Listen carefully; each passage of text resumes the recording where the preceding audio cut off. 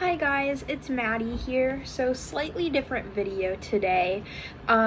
So tomorrow is going to be the 13th of September, and I don't know if you guys saw, but in Schoology, Mr.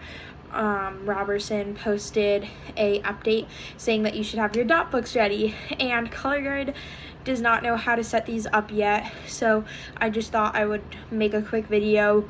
Some of the band kids kind of helped me out and gave me like a general description, so I just wanted to go over them really quickly so that way hopefully you can start filling them in, and that way you can get them ready and set for tomorrow. Sorry for the super short notice, but better late than never. So a few things that you're gonna need. Number one is your dot book. So we should have all gotten these when we got our first sets of drill. If you don't have one, talk to Mr. Robertson and he will be able to get you one. So it should look a little bit like this. It has a little elastic on it that it just can kind of come undone, so you can kind of push that away, and then it can flip vertically or horizontally.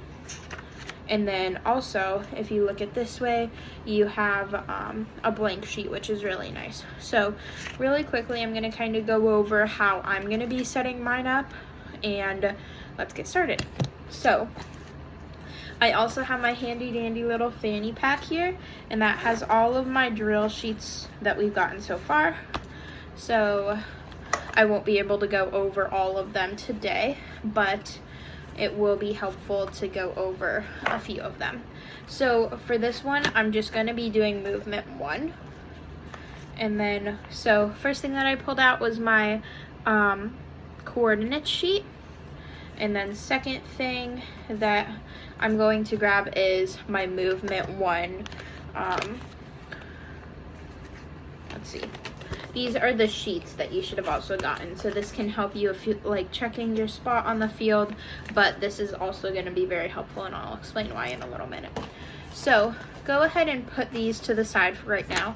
Let's go ahead and set up our dot books first of all. So first thing I would recommend is if you have like a bunch like any envelope labels at home, or just some sort of blank white sticker, or even just taking a normal Sharpie, just go ahead and write your name on the front here, so that way if it ever gets lost, or you could do it on the back, whatever works best for you, but just write it somewhere so that way people know, okay, this is somebody in ColorGuard and this is who I give it to, just in case it ever gets lost. So that's a really important thing. Next thing that I would do is, I do not have any sort of Sharpie up here, so I'll just be using whiteboard eraser really quickly.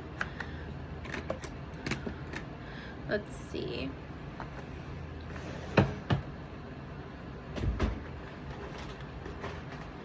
So you're just kind of looking for any sort of marker that you could potentially use.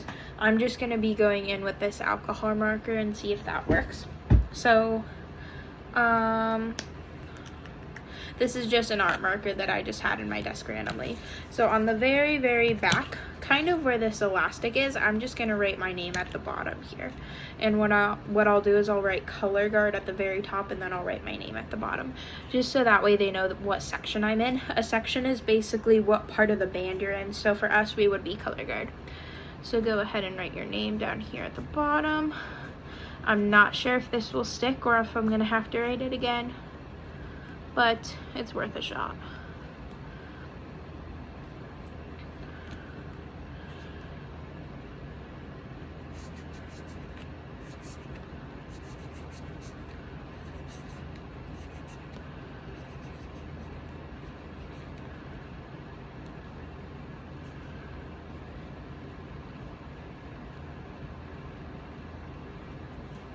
Okay, so this is really quickly what I ended up doing on mine. So I just wrote Maddie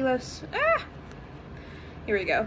So I just wrote Maddie Losito at the very bottom, drew a little flag, and wrote ColorGuard. So really, really simple design, but I wanted to keep my front blank just in case I wanted to decorate that with anything. So flip to the back, and then you see my name. Okay, next part. This seems to be sticking, so maybe you let it dry for a little bit. And obviously you can do this on your own time, but I'm just trying to make sure that this isn't going to smudge. So The next thing is I'm not exactly sure how many movements we're going to have. That's why I'm going to keep these dividers blank. So you actually can't take them out, which kind of sucks. But what you could do, if that's going to be more helpful, is write set or MOV and then 1 dash whatever number. So you would have to find out the total number of movements that we would have, and then you would have to divide that by 3 to get your number. But we don't have that number yet, so we're just going to leave those blank. Okay, so once you have gone in and written with your black marker, I would keep this out, but instead go ahead and grab a pencil or pen, whatever you prefer to write with. I prefer to write in pencil just so that way it's a little easier for me to see. And the very, very first thing that I'm gonna do is I'm gonna write movement. So you don't need to take up the whole book, and you definitely won't take up the whole book. But what I'm gonna do is I'm gonna write movement 1 right here in big letters, so that way when I'm flipping through, I can see, okay, this is movement 1. And if you have a bunch of different markers lying around, you can even go in and do that as well. So again, I'm actually just going to be pulling out these fine liners that I had. So very first color, I like to color code things by rainbow, so I'm just going to write movement 1 in bright red.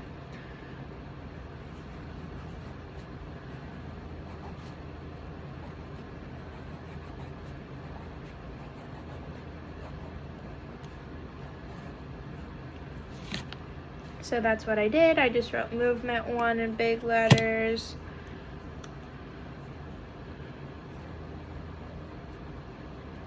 And then I even drew a little arrow. So this is what my first sheet kind of looks like. Then, next thing that I want you to do is flip it to this sheet. Now you might be like, well, this part is going to be unimportant.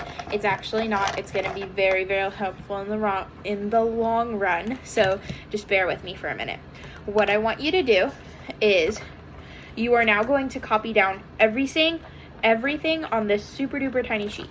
So right now we only have movements 1 and 2, but when we get our extra drill sheets, or if you're able to pull them up on Schoology, I would copy this all down now.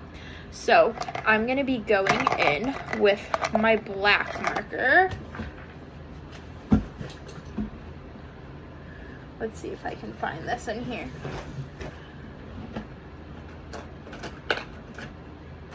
So you want to either go in with a black or a gray marker of some sort.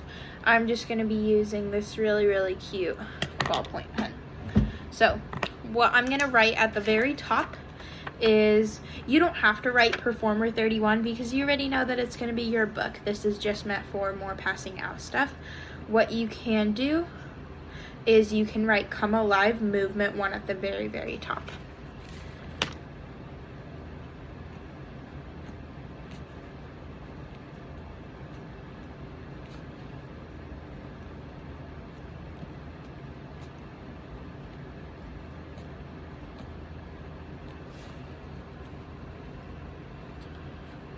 So once you have written all that down, what you're going to do is you're going to write the set number, counts.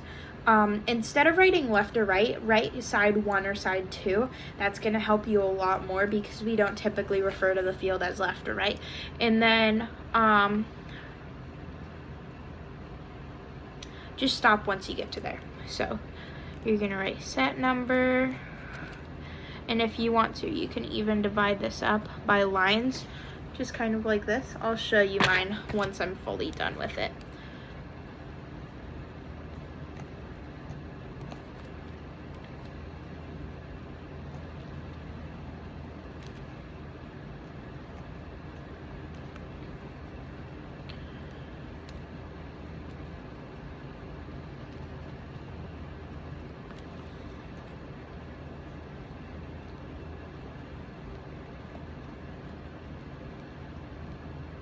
Okay, so for mine, I kind of changed up the names just a little bit, but for what I did is I did Come Alive Movement 1 at the very, very top. Then over here I did set, counts,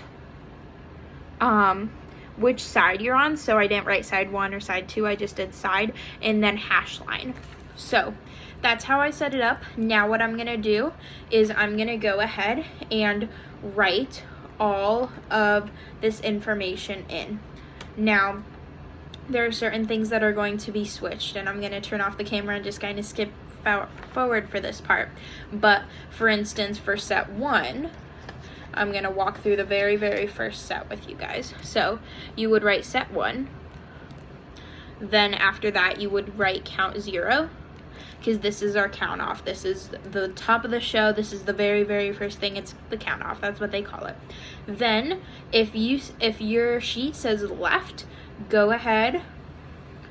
That's going to be side 1. If it says right, that's going to be side 2. And you could even have like a little key somewhere instead of putting movement 1 as your very, very first one. You could have a key, maybe put that in the back. Maybe that's what I'll do.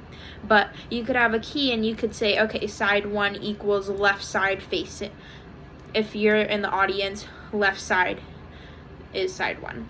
So, for instance, we were on set 1. Count 0, so this is the count off. I'm going to write side 1. So if you want, if you're really, really, really tight on space, just write 1 with a dash next to it. And then you're going to write, for me, I have on the 30-yard line.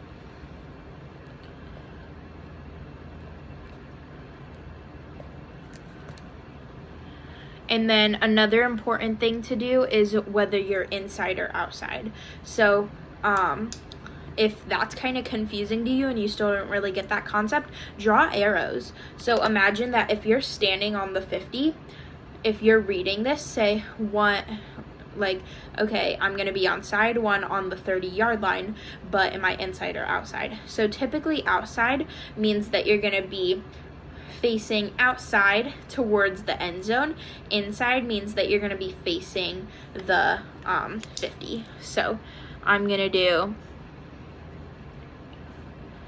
in at the very top, and then at the bottom I'm gonna do a little arrow. So this is kind of what mine looks like so far. So I have set 1, 0 counts for the count off, side 1 on the 30-yard line, and I'm gonna be in, and that's an arrow facing this way. So that means towards the 50.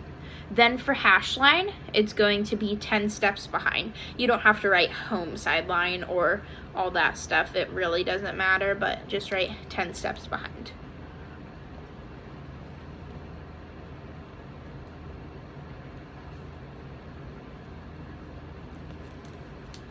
Okay, so again, I'm gonna go over this. So we have set 1, 0 for the count off. I am on side 1, starting at the 30-yard line, and I'm going to be in or inside, so that means that I'm facing the 50. Oh, and for hash line, I have 10 steps behind the hash. So behind in this sense means that you're going to be that you're going to go forward, I think.